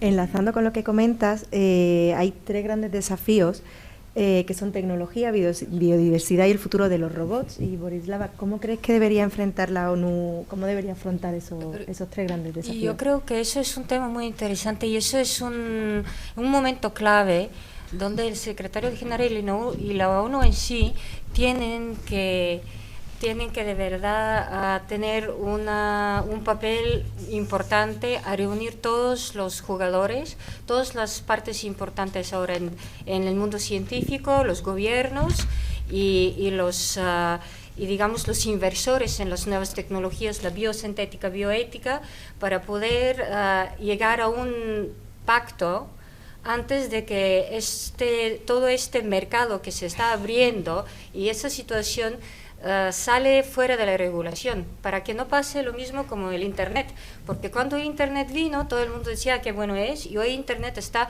completamente desregulado. Entonces lo que nos espera en el futuro, pero no es un futuro que Vicente lo dijo cuando hablaba de armas autónomos letales, quizás existen o quizás no, porque las nuevas tecnologías en el armamento hoy en día no podemos decir exactamente lo que existe, porque los grandes que lo están elaborando, los laboratorios que lo han elaborado, claro, no lo van a venir a la ONU a decir nosotros tenemos esta tecnología u otra. E incluso, si puedo citar un general ruso, hace un año y medio, durante la guerra en Siria, él dijo una cosa muy interesante, luego que en una manera un poco más sutil repitió igual el presidente ruso Vladimir Putin, dijo: a nosotros nos esperaban que íbamos a demostrar nuestras nuevas tecnologías que tenemos en armamento, pero no, nosotros hemos demostrado que podemos ganar la guerra con las tecnologías convencionales que todo el mundo sabe, y con las armas convencionales que nosotros tenemos. Entonces, ¿qué significa esto? Que sí, que en varios laboratorios alrededor del mundo sí que se desarrollan unas tecnologías X. Primero, esto hablamos del tema del armamento, pero también estamos hablando de unas realidades que hoy en día ya afronta el mundo, y son realidades que no van a vivir nuestros hijos mientras nosotros jugamos en el parque infantil con nuestros nietos. No, estas son cosas que vamos a afrontar nosotros dentro de 5, 10, máximo 15 años. La existencia de los robots, que 30% de la población en un futuro no muy lejano van a perder su trabajo en favor de los robots. ¿Por qué? Los robots no piden ni seguridad social, no tienen hijos, no caen enfermos, no se jubilan, etcétera, etcétera. Claro, entonces son mucho más, aunque cuesten mucho, a largo plazo son mucho más rentables. Luego, ¿hasta dónde se pueden usar los robots? ¿Se van a usar solo en el ámbito civil? ¿Se pueden llevar guerras con robots o con keyboards? Porque la parte biónica del futuro del hombre sí que ya está presente. Se están creando órganos en cerdos. Dentro de 10 años, una parte de la humanidad ya tendrá órganos humanos para trasplantar, que están genéticamente bien adaptados para la persona. Entonces, y no estamos hablando de algo que de ciencia ficción, estamos hablando de cosas que hoy ya pasan y que mañana una parte, y sigo subrayando esto, una parte de la humanidad va a vivir exactamente donde nos toca vivir, en siglo XXI, mientras otra parte de la humanidad, de la población del mundo, va a seguir viviendo no en siglo XX, sino en siglo XIX, con falta de agua potable, niños que se mueren de hambre, con 65 millones de migrantes por razones humanitarias y 224 millones de migrantes alrededor del mundo por varias razones. Esos son los números de la ONU de 2015. Con este problema humanitario, una parte del mundo va a vivir unas tecnologías increíbles, donde los drones no hay regulación. La regulación que hay hoy en España en drones, si entramos en término doméstico, se aprobó el año pasado, pero se habla solo de drones grandes de registración. Yo puedo comprar un dron para mi hijo, que es así, le puedo poner una cámara y lo puede volar alrededor del barrio a ver lo que está pasando. Y aunque está prohibido volar drones por ciudades, al fin y al cabo, como es un niño, va a decir, no, eso es mi juguete, que yo estoy haciendo aquí con el mando y ya está, mando de distancia y ya está. Estas son cosas que hay que regularlas al ámbito internacional, si se podrán usar en guerra, porque ya drones se han usado en la guerra de Siria, si se pueden, hasta dónde se pueden usar. Luego la biosintética, que es un nuevo desafío para la humanidad, porque dentro de algunos años ya se están creando bacterias que tengan un cierto, o células que tengan un cierto cometido. Entonces, todos estos desafíos de la ciencia que ya está presente y va a estar mucho más presente en nuestra vida, es mejor que lo regulemos antes. Si hay gente que le ha gustado mucho la ciencia ficción, hace algunos años había leído a Isaac Asimov y los 10 leyes de la robótica. Entonces, ¿por qué no intentar imponer a nivel internacional los 10 leyes de la robótica? Que el primero es que un robot nunca puede matar a un ser humano, porque esto puede ser que mañana no, pero dentro de muy poco tiempo ya esto ocurra. Bueno, ya si os parece, abrimos el debate y podemos ir recogiendo preguntas de 2 en 2. Así que ahí hay una. Buenas tardes. Soy el coronel Dionisio Urtiaga. Como me ha mencionado Vicente, trabajo en el mando de operaciones. La pregunta es de carácter personal, no de carácter profesional. Quizás más que preguntas sean reflexiones. Me gustaría nuevas expectativas al comienzo del mandato de Antonio Guterres. Ninguno de los ponentes habéis hablado, permitirme que os tutee, sobre el principio de la responsabilidad de proteger. Sí que se ha mencionado el caso de Siria, que es resultado del fiasco del caso de Libia, donde se implementó el principio de responsabilidad de proteger, y el documento del 2009 hacia una responsabilidad de proteger dice que los países con derecho a veto ante unas circunstancias de estas tienen una obligación moral de abstenerse, y por eso se intervino en Libia y el fiasco produjo la no intervención en Siria. ¿Qué perspectiva, qué futuro tiene ese principio? Esa es la primera pregunta. Y la segunda pregunta o reflexión viene en torno a lo que Borislava ha mencionado, de que existen países que han formado parte o pueden formar parte del Consejo de Seguridad, ese renovado que pretendemos que sea mejor, que tienen capacidad militar para intervenir en conflictos. El problema está que efectivamente hay países que son contribuidores netos a las operaciones de mantenimiento de la paz. El problema está si las capacidades que aportan son las necesarias para resolver los conflictos o las crisis en las que se participan. Porque en muchos países, si hay algún miembro de esos países aquí en la sala, me disculpa, hay muchos países asiáticos o africanos que participan en casi todas las misiones de la paz de Naciones Unidas, pero sus capacidades son nulas y por eso el conflicto o la resolución se enquista. No sé quién quiere. ¿Quieres el R2P tú? Pues el R2P.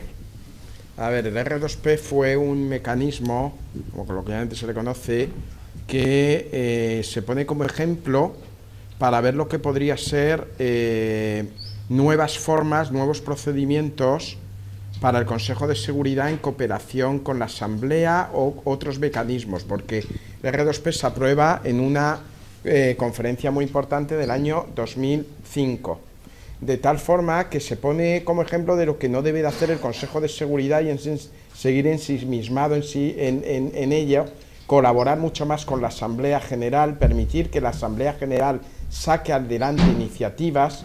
No hablamos de la imposición de, obviamente, acciones militares, no, porque va en contra de la Carta, pero sí que incluso el Consejo pudiera, la Asamblea pudiera también ocuparse de determinación de aquellos casos en los que hay una necesidad de actuar por motivos humanitarios, pero es muy complicado hacerlo sin coordinación con debería ser previo una resolución del Consejo. El principio de responsabilidad de proteger, pues durante el mes de presidencia española se ha aprobado una resolución muy importante, que es la 2286, 4 cifras para la humanidad, conocidas con esas siglas, la 2286, que es inaudita, porque es la primera vez, inédita e inaudita. Es decir, ¿por qué? Por primera vez que se aprueba una resolución sobre estos temas no patrocinada por los miembros permanentes del Consejo de Seguridad. Una resolución que saca España, 85 patrocinadores, que no, en su origen no eran miembros permanentes del Consejo de Seguridad. Y se refiere indirectamente al principio de responsabilidad de proteger, pero algo, cosas y personas, importantísimos. Que no se bombardeen hospitales ni escuelas. Era una resolución en la que España apostó muy fuerte por ella, también con Suiza, otros países, en la que precisamente la obligación de respetar hospitales. Al día siguiente de aprobarse se bombardeó un hospital en Siria. Es decir, ¿qué recorrido le vemos? Pues mayor espacio para la Asamblea a la hora, es decir, el principio de responsabilidad de proteger entra con otro dilema, y eso que relacionado con el uso de la fuerza y en qué casos, por motivos humanitarios, tienes una obligación de proteger, una obligación de derecho internacional. Y hay mucho debate sobre eso, es decir, en qué casos te lo tiene que pedir el Estado o puedes ir tú. Y en los casos que no te lo pida, espera que se perdonen, que aniquilen a toda la minoría albano-kosovar por un señor fenecido, Milosevic, cuando dices que no, como no va a ir nadie, pues que no vaya a la OTAN tampoco. Y todavía seguimos en el derecho internacional enzarzados con esos debates superfluos. La OTAN actuó contra el mandato porque no tenía una resolución. Pues espera que no hubiera quedado ningún albano-kosovar. Era una obligación de proteger. Pasa que seguimos pasando por mandato del Consejo. La operacionalización de la responsabilidad de proteger ha tardado unos años en reflejarse en lo que son los mandatos de diferentes misiones de paz, pero los mandatos de UNMIS, con 2 S, de Sudán del Sur, de MINUSMA en Mali, de República Centroafricana, tienen cláusulas específicas sobre la responsabilidad de los cascos azules de proteger a los civiles. No solo eso, tienen la obligación de actuar en caso de que civiles estén siendo atacados. Algunos de los grandes escándalos de Naciones Unidas el año pasado, de hecho, vienen por el hecho de que no lo hicieron. No lo hicieron en Sudán del Sur, no lo hicieron en Yuba y no lo hicieron en Pibor, no lo hicieron en Nakobo y argumentaron falta de capacidades. Y esto tiene que ver con la segunda pregunta del coronel Urteaga, porque muchas veces estamos mandando a primera línea a cascos azules nepalíes, bangladesíes, etcétera, con los que yo he trabajado, que al llegar a los calores de 50 grados de a lo mejor la zona de transición entre Sudán y Sudán del Sur se les están derritiendo las botas, y donde les están llegando a un conflicto del que apenas conocen nada, porque no llegan con la preparación que pueden tener los militares españoles o de otros países europeos, y de repente les estamos diciendo que se jueguen la vida por personas que no conocen.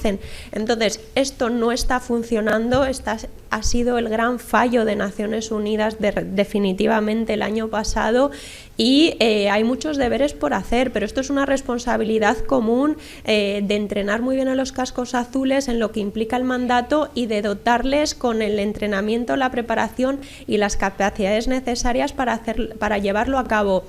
Podéis leer literatura del año pasado de varias ONGs como Médicos Sin Fronteras sobre los ataques a los puntos de protección de civiles en Bentiu, por ejemplo, en Sudán del Sur, y es que había una veintena de cascos azules que tenían que proteger las vidas de miles de civiles. Entonces, ¿de quién es la culpa? ¿De los cascos azules, de la misión de paz o de la comunidad internacional que no ha enviado las capacidades necesarias para implementar este mandato de protección de civiles? Finalmente, porque la palabra protección y ya una extensión del concepto de protección de civiles es que, por supuesto, UNICEF y el ACNUR a nivel humanitario son las agencias con mandato de protección por excelencia, una protección del niño, otra protección del refugiado, pero hoy en día todos los actores humanitarios saben que tienen dentro de lo que sea su mandato, sea el que sea, un mandato de protección. Si eres el Programa Mundial de Alimentos, tienes que llevar la comida de una manera segura y que proteja la dignidad del beneficiario. Entonces, que la palabra protección hoy en día en Naciones Unidas es una palabra que realmente se aplica a todo y se integra a cada actividad que realiza la ONU en protección del beneficiario final.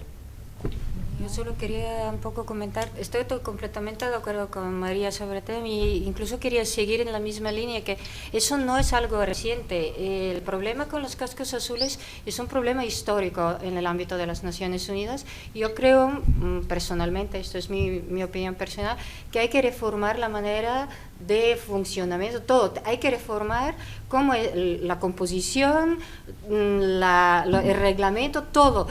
Los cascos azules tienen que estar compuestos por fuerzas armadas que de verdad están preparadas, que demuestren que están preparadas, que tengan un mando y un mandato, mando y mandato unidos, conscientes de lo que pasa. Y además quiero mencionar un momento muy específico hace muchos años en Yugoslavia, cuando a los cascos azules se les ordenó salir de una zona y dejar la población civil desprotegida.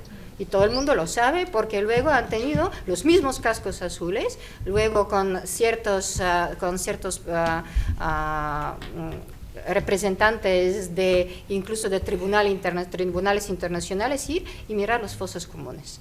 Entonces, este gran debate, cómo hay que formar los cascos azules, creo que es uno de los desafíos que el secretario general lo tiene muy presente y tiene que trabajar con el resto de los miembros permanentes, digamos, del Consejo de Seguridad para poder mejorar todo el funcionamiento de esta importante parte de las misiones de paz.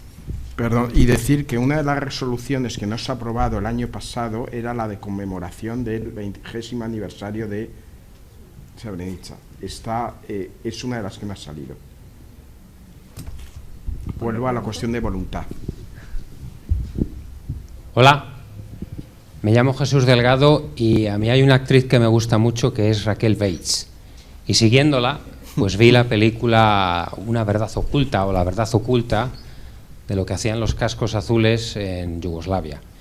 Y entonces, pensando en esa película, me acordé de eso, me acordé de Srebrenica, me acordé de los Hutus y de los Tutsis, y pensé, ¿qué es la ONU? ¿O qué quiere ser la ONU? ¿Un gran gendarme mundial o es una estupenda operación de marketing para lavar caras? Gracias. Y Georgina por ahí, Georgina Inés también. Está Georgina. Sí, quería hacer una pregunta. Bueno, soy Georgina Higueras y yo me pregunto qué sentido tiene esta reunión que es los días 24 y 25 de marzo y el TNP y los 142 países que están en contra de las armas nucleares, cuando ya hemos visto que en el TNP hay unos países, o sea, que hay ya un montón de países que se han saltado, no solo Israel, sino también India. No es parte en el TNP, ni India tampoco. No, por eso estos no están en el TNP ni van a estar. Ni India, ni Pakistán, y Corea del Norte, que estaba, se ha salido y está. Y no parece, y ahora con Trump, que está diciendo, pues yo no, o sea, no voy a mantener el paraguas nuclear en Japón y tal, y que los japoneses y los de Corea del Sur que se defiendan por su cuenta y se armen también. O sea, ahora parece que estamos más bien en que las armas nucleares es lo que está guay, ¿no? Entonces, pues yo me pregunto si vamos verdaderamente a ir hacia allá o si al final el que no está cumpliendo con las armas, o sea, con todos los tratados, y al que se está poniendo de chivo expiatorio, que es Corea del Norte, si habrá una posibilidad, puesto que además también viola los derechos humanos, en fin, se podría aplicarle esto del derecho a proteger y tal, si sería con la venia de Naciones Unidas el que vayan contra Corea del Norte. Gracias. Pues, si yo contesto esta y la más profunda la contestáis vosotras, de qué es Naciones Unidas. También le invitamos a él, 47 años en Naciones Unidas, seguro que lo sabe qué es Naciones Unidas. Pero hay cuántas cosas, Georgina, y qué tarde. Muy tarde. A ver, el embajador Jorge Lo Mónaco, embajador de México ante la conferencia de desarme, explicaba ante la conferencia de desarme que nosotros, cuando se refería a México, es uno de los impulsores de esa iniciativa, Esto empieza de muy tarde, mucho más allá, que empieza con unas conferencias de impacto humanitario que tuvieron lugar primero en Oslo, después en Nayarit y después en Viena. Y entonces yo le hacía la pregunta a Jorge Lomónaco y le decía, vamos a ver, pero vosotros sois conscientes de que un tratado para prohibir las armas nucleares y los estados nucleares es irrealista. Dijo, bueno, es que entonces nunca empezaríamos. Nosotros confiamos en el poder moral, sociedad civil y nuestro que va a tener, que nos digan que están en contra de prohibir las armas nucleares. Naturalmente, este principio va en contra de la doctrina OTAN también, y hay muchos estados que a priori no van a entrar. Van a estar Irlanda, va a estar Austria, Países Bajos ha abstenido, está Malta, que la preside la Unión, el Consejo, está Irán, me has mencionado, está India y Pakistán, que dicen, bueno, si todo el mundo renuncia, para nosotros es factible renunciar también.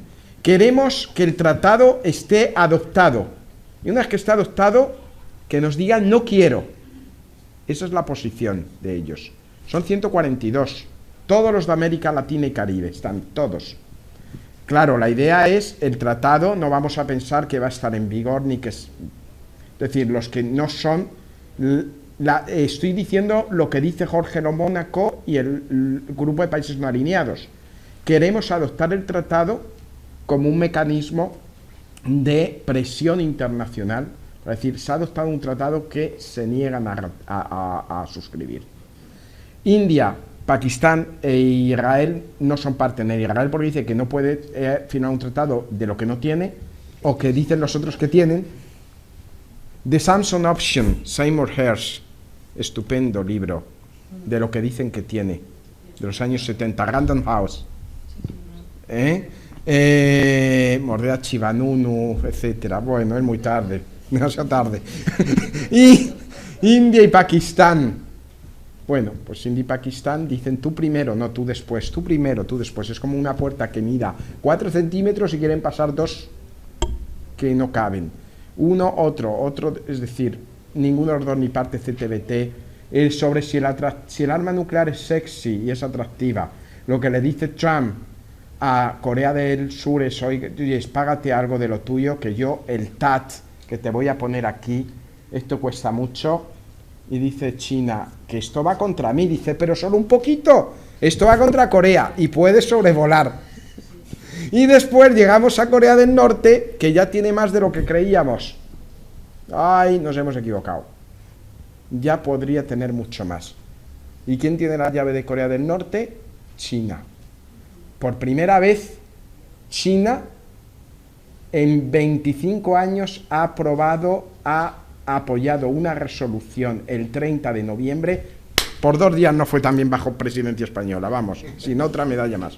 30 de noviembre, justo un día antes, por la que China se compromete no solamente a imponer sanciones, sino a reducir el número de diplomáticos acreditados y, sobre todo, imponer prohibiciones en exportación de carbón y materias primas, lo que más daño hace a Corea del Norte. Pero es un tema muy largo y menos relevante seguro que ¿qué es la ONU? Eso para vosotras. Pues la primera parte de mi respuesta sería que la ONU es y será lo que quieran los 193 Estados miembros, y en relación con lo que comentábamos antes, ¿no?, de dotación de recursos, de personal, etcétera, pero me gustaría darle una respuesta más personal. He tenido la oportunidad de trabajar la mitad de mi carrera ONU en terreno y la otra mitad en sedes, y yo me quedo con el trabajo realizado por la ONU a nivel local en primera línea. Con mis experiencias empoderando a mujeres guatemaltecas sobre derechos humanos, reintegrando excombatientes en Sudán o mediando entre Dinka y Nuer en Sudán del Sur. Para mí la ONU es eso, es esa visión de primera línea, más allá de la burocracia, y la que está cambiando realmente las vidas de algunas personas en algunos lugares cada día. Siguiendo en la línea de María, yo quería exactamente decir algo. No puede ser marketing algo que representa el conjunto de la mundial, de lo que es el multilateralismo y el mundo. Si hay otro mecanismo, si hay otra organización, si hay otro foro donde todos los países del mundo pueden tener un voto, una voz, pues bienvenido sea. Pero hoy en día, aunque nosotros podemos hablar de todos los desperfectos que hay en la Organización de Naciones Unidas, es lo que nos une. Por esto es Naciones Unidas, porque nos une, porque salva vidas, porque marca la agenda para el futuro. Aquí hemos tenido muy poco tiempo de hablar sobre la Agenda 2030, a la Agenda de Desarrollo Sostenible, y mira cómo nos desarrollamos, cómo seguimos, cómo vamos a convivir juntos en el único sitio donde todavía tenemos nuestra casa, es esta tierra, y es solo las Naciones Unidas que nos da esta oportunidad. Nos hemos quedado sin tiempo, lo siento. Ahora Cristina ha pedido la palabra y José Manuel, y tenemos que dejarlo aquí. Muy brevemente, cuando me sugieren que la ONU podría hacer un ejercicio de marketing, yo pienso en los miles de colegas que han muerto, y que mis compañeros de trabajo en Irak, por casualidad yo estaba en dentista y no me morí, pero 23 sí se murieron. Me parece un poco duro de sugerir que es una cosa de marketing. Bien, muchísimas gracias, no tenemos tiempo. Esto nos crea un problema, Cristina. La sesión de hoy ha sido demasiado. Yo recibo correos de ustedes, no solo de este ámbito. El otro día hicimos una sesión sobre Hábitat 3 y resulta que me encontré con un texto muy largo, muy documentado, de una persona ya jubilada, pero conocedora del tema, que me decía: oiga, ¿y ustedes no hablan del desarme? ¿Ustedes esto de las armas nucleares se han olvidado de ello? ¿Usted ha visto que en la Agenda 2030 no se habla? ¿Ustedes han hecho sesiones de los ODS y no se han enterado? Yo tuve que acudir a que el Club de Roma pues tiene una visión global, tiene una visión a largo plazo, plantea debates que retoman temas y los interactúan, y al mismo tiempo tuve que decirle, nosotros a los ponentes les pedimos que hablen de estos temas. Tendremos que hablar también de los que usted dice, y me comprometí con él a que a lo largo del 2017 haríamos un pequeño ciclo sobre los temas del desarme. Aquellos días el presidente Trump había dicho que iba a aumentar el presupuesto de desarme. Evidentemente yo cuando me... De rearme, sí, perdón, de rearme. Yo acudí a que Federico Mayor Zaragoza empieza todas sus intervenciones en la Junta Directiva del capítulo señalando ese tema. Don Isidro Fainé además le deja, y yo ya casi creo que el secretario general del capítulo va a acuñar un párrafo más o menos cambiando las cifras, porque Federico las varía pasando los meses. Y le dije: mire, no puedo mandarle una copia de un acta, pero si usted lo viera, don Federico Mayor es el primer defensor de estos temas. Me tuve que limitar un poco, porque también he recibido correos diciéndome que hablamos contra Trump.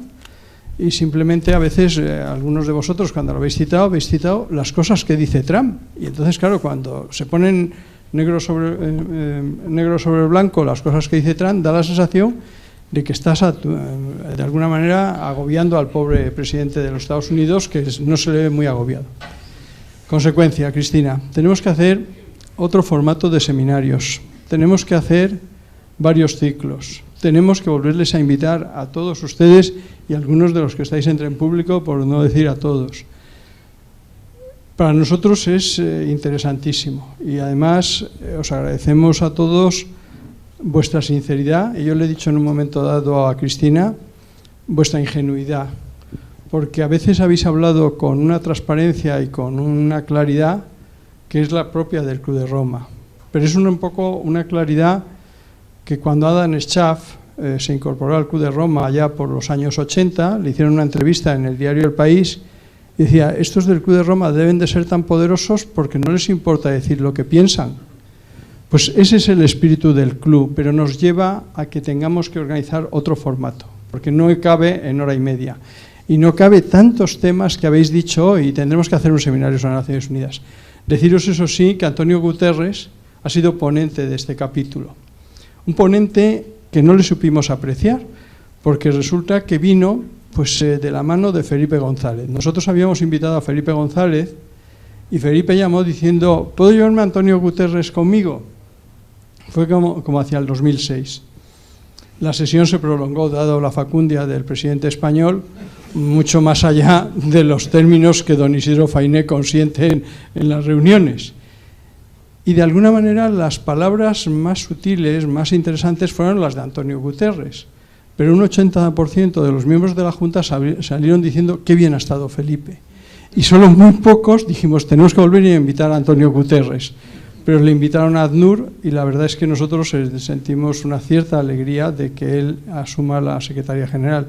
Y en la medida de lo posible vamos a fomentar debates para conocer muchas de las cosas que hace Naciones Unidas y también muchas de las cosas que ha hecho España en el Consejo de Seguridad y que desgraciadamente no se han conocido, porque sorprendentemente tenemos esta visión tan negativa de España que hace que incluso las cosas que son fruto de un país moderno y de un país comprometido con una serie de principios no las reflejemos. Pensemos siempre en las pequeñas averías y no pensemos en todas las cosas que funcionan. Yo les voy a ofrecer en unas semanas una serie de propuestas. Cambiaremos algunas cosas a Caixa Forum, que ahí nos dejan hacer más cosas, en más tiempo. Haremos algunos seminarios, Cristina, que a lo mejor serán más reducidos, pero de más larga duración. Intentaremos publicar algunas de las cosas interesantes que estáis diciendo y deciros que antes de final de mes haremos una conmemoración de los 60 aniversarios de la creación de la Unión Europea, del Tratado de Roma. Haríamos una visión de qué es Europa y cómo está Europa en el mundo, para luego desgranar en una serie de sesiones qué significa Europa para los derechos humanos, para la solidaridad, para la cohesión social, pero también para hasta qué punto Europa puede sobrevivir si no se preocupa de la competitividad o de estos robots de los que ha hablado Borislava. Tenemos que hablar también de la cooperación desde Europa y tenemos que hablar sobre todo de derechos humanos y refugiados. Si al final, si no estamos atendiendo a eso, no estamos perdiendo muchas de las cosas que había en el espíritu del tratado y que han sido los que han permitido que países como este, que no estuvimos en aquel momento en Roma, nos hayamos beneficiado, porque muy poca gente sigue sin saber que España ha recibido a través de los fondos estructurales el mismo dinero que se puso todo el Plan Marshall. No lo sabemos, creemos que esto ha sido siempre así y la gente cree que las carreteras son como son ahora o que nuestra diplomacia tenía el peso que tiene ahora y las labores que ha hecho. Muchísimas gracias, disculparos porque teníamos que haber acabado a las 8:30, hemos acabado a las 9, no os dejamos preguntar, pero os prometemos que os vamos a dar otros ámbitos para preguntar. Ese es el compromiso del capítulo y eso es lo que le trasladaré a Isidro Fainé, que dice, es que tenemos que buscar más temas, es que estoy por mandarle el vídeo de esta sesión y decirte, ve, mírate el final y verás la cantidad de temas que nos salen. Nada más, muchas gracias y esperamos verles de nuevo por aquí. Gracias.